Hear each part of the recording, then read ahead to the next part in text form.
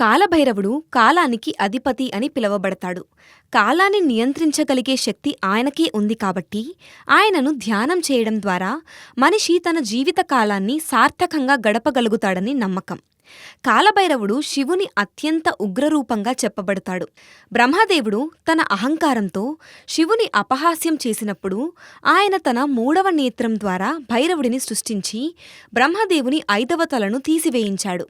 అందుకే ఆయనను బ్రహ్మశిరోచ్ఛేదక భైరవ అని కూడా అంటారు. కాలభైరవుడు కాశీనగరానికి క్షేత్రపాలకుడిగా పూజించబడతాడు. ఆయన అనుమతి లేకుండా ఎవ్వరూ వారణాసి నుండి బయటకు వెళ్లలేరని పురాణ కథనాలు చెబుతున్నాయి.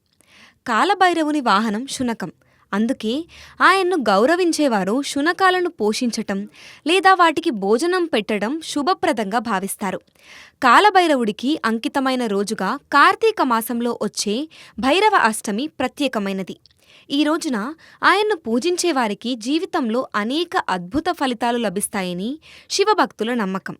కాలభైరవుడిని ఉపాసించేవారు తమ సమయాన్ని సద్వినియోగం చేసుకుంటారని, అనవసర విషయాల్లో సమయాన్ని వృధా చేయకుండా విజయపథంలో పయనిస్తారని నమ్ముతారు.